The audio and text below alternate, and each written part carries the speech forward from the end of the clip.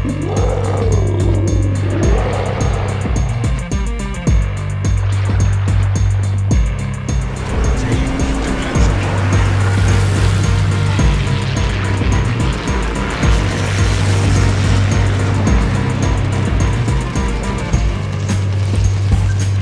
everybody, in this video I'm going to go over my setup of the Tier 8 Soviet battleship Azur Lane Soviet Rossiya. Its counterpart is the tech tree Tier 8 Soviet Soyuz battleship. So I don't have that battleship. You can see right here from the screenshot that I'm a little light on the Soviet ships as far as the tech tree goes, but I'm going to do what I can in this video, and that is to show you my setup with the Azur Lane Soviet Rossiya with the Azur Lane Soviet Rossiya commander. So the first thing is the upgrades that I've selected, and here it's Aiming Systems Mod 1, which improves the main battery dispersion and the secondary battery firing range and its dispersion.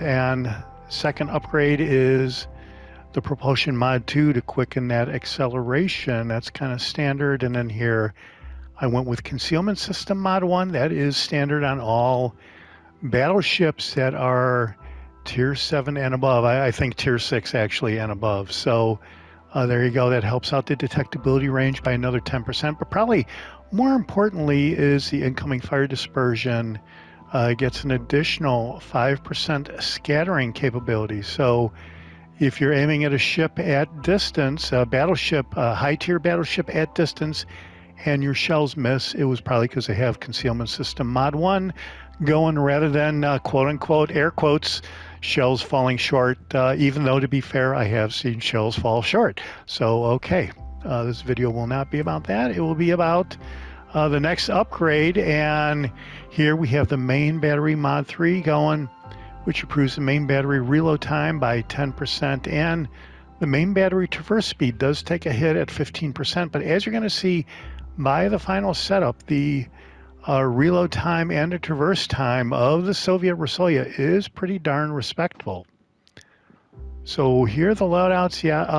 You could select either the catapult fighter here for this consumable spotter, or enhanced secondaries. I don't think the secondaries really do much, so I'm going with the catapult fighter. The catapult fighter does kind of do a little extra spotting, actually, so that is what we are going with.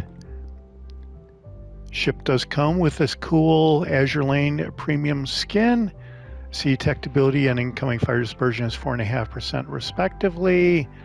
Let me see the specs. So let's survivability hit points is 88,100, and it is with the commander setup, which we will get into right after the specs here. Artillery, 9 guns, 16-inch guns, range is 17.4 kilometers, and the reload time and traverse time are both below the 30-second benchmark for a battleship. So for battleship reload time, the benchmark is 30 seconds. You want anything at 30 seconds or below. Traverse time, anything 30 seconds or below you want as well, and that's what we have. HE shells have a maximum of 5,800 with a pretty respectable 40% chance of setting fire, and armor-piercing shells have a maximum of 13,250. And secondary is not much to talk about there, so we'll go to the AA defenses. You will probably clear the sky with the Soviet Rossiya, though I don't think I've even been in an aircraft carrier match with the Soviet Rossiya to check that out. Maneuverability, kind of standard, I guess, for a battleship. 28 knot speed, 950, almost a kilometer turning circle radius, and the rudder shift time is pretty horrendous, as you would expect.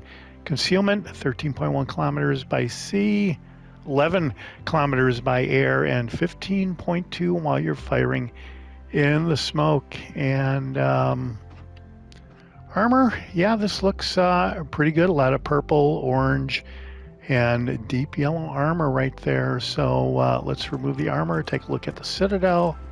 Haven't really looked at the Soviet Soyuz, and that's a pretty good looking Citadel right there, got to admit.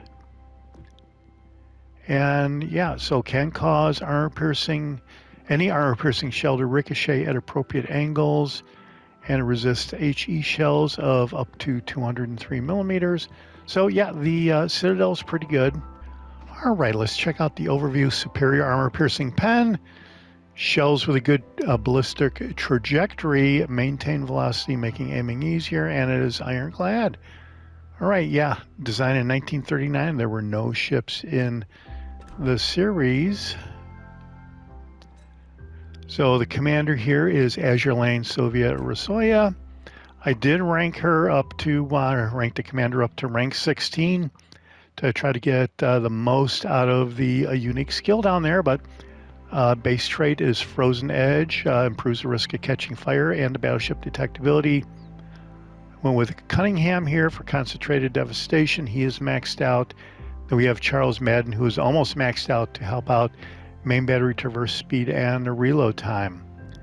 So here we went with not the one for nuisance to help the risk of catching fire and helps out the flooding and torpedo damage. I did not go with Brawler, which would quicken the reload time even more because I don't want to take a hit on the main battery range. And here, on second thought, which improves the shell type switching if the main battery shells are fully loaded, and it does help out the main battery reload time whether the shells are fully loaded or not. So then we went with Master Mechanic, and helps the repair party cooldown time, amount of HP recovered, and repair party charges. You get 2 with Master Mechanic. And then the unique skill, and this was the thing that I really wanted to try out, Battle Cry, which improves the minimum ricochet angle of your battleship's armor-piercing shells, guaranteed ricochet angle of your battleship's armor-piercing guns, and deals more damage with ricochet strikes. So this could be pretty big time right here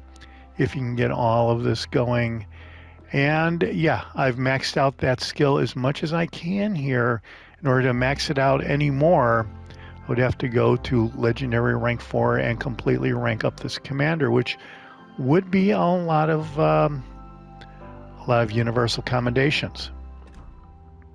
So you might wonder just how effective is this setup? Let's go ahead and check it out. All right, here we go. We are in hotspot. There are a couple destroyers per side on an aircraft carrier match.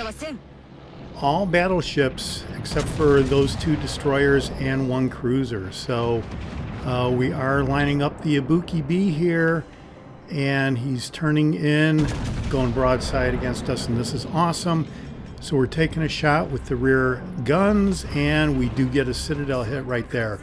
So if you are in a cruiser, you do not want to go broadside against big-time battleships like this. And here it looks like he's beached. So our guns reload so quick at like those 20 seconds or so, 23 seconds it looks like, and we wipe him out with another Citadel hit. So get the first blood medal, 2 Citadel hits total on the Ibuki, and we are starting out great here, all within a minute and a half. So I'm going to say if you're in a cruiser and you want to charge out in the middle of the match like that, I see a lot of my teammates do it all the time, and I am never thrilled about that, but I was happy to see the red team there do that. And the Hawke here is coming up, and I think that this is a total mismatch between the Hawke and the Soviet Rossiya. The Hawke is a battle cruiser, not necessarily a full battleship, so it does have those turning torpedoes that we do want to watch out for, but he is really charging at us, and that is kind of surprising. If I was in my Hawke, I would not be doing that. I also wouldn't be going broadside here. So this is definitely good for us. We didn't get that great of a hit there, but we are going to be reloaded in like about 20 seconds, and I would not be surprised at all if the Hawke player is quite shocked at how quick we reload our main guns. On the other hand, he is turning in toward us, and at first I thought maybe he had some kind of prior knowledge that my guns were reloaded, but I think it's because of these torpedoes that are getting ready to wipe him out. So yeah, there you go. Okay, so Hawke player focused on the Rossiya. I'm sure he wasn't focused on the community contributor or anything, but he's focused on me, and he almost got wiped out by the torpedoes from my teammate, and there I take him out as he went broadside, even though the rest of my team pretty much did chunk him down quite a bit there. So 2 destroyed ships.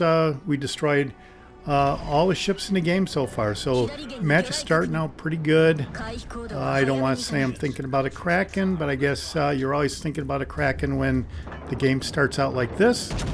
We do have 3 Citadel hits, so that is pretty good start. We did get 6 secondary hits, but we are racking up some defendeds here on this Bismarck. So no problem going up against the Bismarck with this ship, especially with that armor scheme we're looking at. We're getting some more defended flags, and those seem to count almost as much as a captured flag. So we are definitely racking up the XP right here, and he is still broadside. The Republique is broadside, so between the Republique, the Bismarck, and it seems like all of the red team has really rushed into the game, into the match right here, and that is not really working out for them so great. They're like coming into a meat grinder, it seems like, and here is a torpedo strike from one of the 2 destroyers on the red team, and we're going to check out the steering gears here.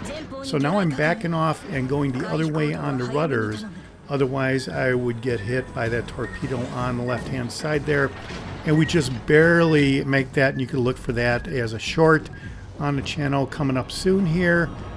And yeah, those guys are just getting wiped out by going into the base like that against 3 battleships. So don't know. We got 76,000 damage so far, and we're going to be looking for a lot more as it turns out. And you do get quite a few heals here with the Rossiya. I would have been nice to compare the Rossiya with Soviet Soyuz, but I don't have the ship. I will be working on, there's 8 more hits there and a 3rd destroyed ship, so we're definitely thinking about a Kraken. But what I was going to say is I am working on other videos for a comparison of the premium Cheshire versus the Azur Lane Cheshire, and the Tech Tree Zara versus the Azur Lane Zara. So you can look out for those videos. But we are still in the middle of this game. We've only got 6 minutes gone, and we've destroyed 4 of their ships. I got 3 of the destructions myself.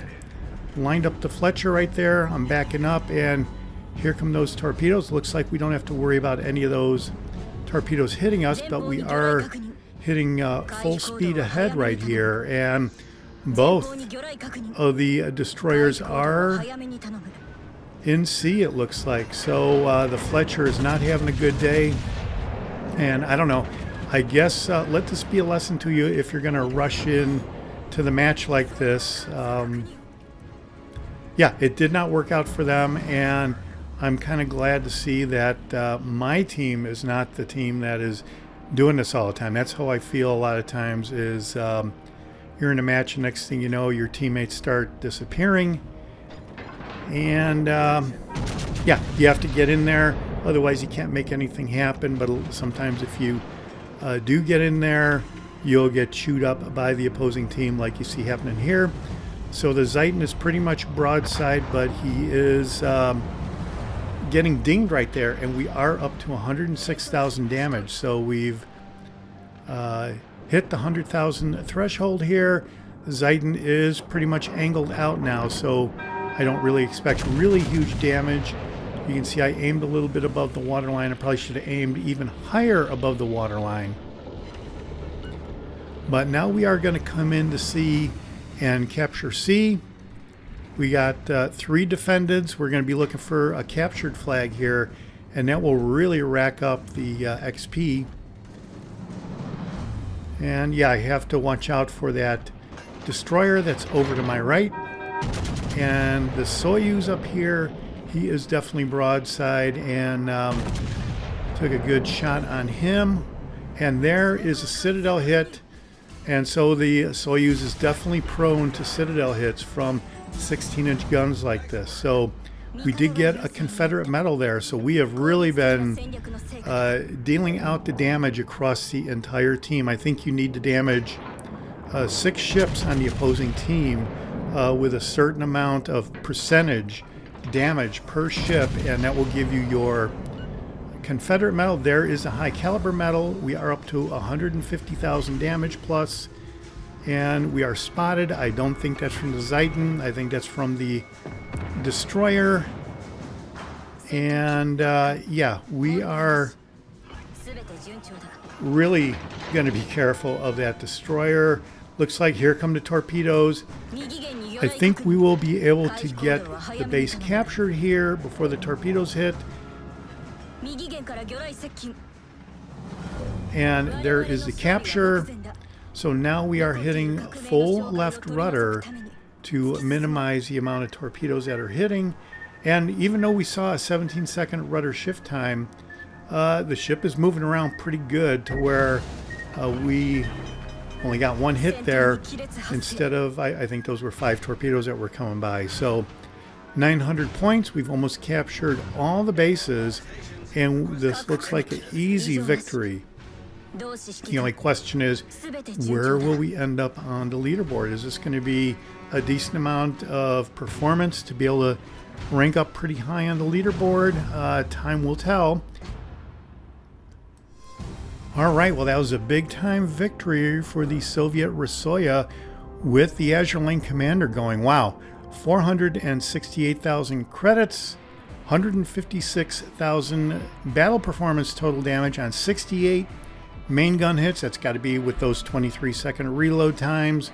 3 destroyed ships, 4 citadel hits, 3 defended, captured base, captured flag, Confederate Medal, First Blood Medal, and a high caliber medal. And check out the XP there. We did have the epic boosters going, but this is a huge XP, especially when you don't have the 5 times XP going. This is normal. I think this is the first win of the day. This is the only match I have played today was to get some B-roll footage for the Soviet Rossiya, and I ended up with this match, and I wanted to use it as the highlight here to go along with the setup of the ship. So all right, let's check out the team result. Let's see how we did.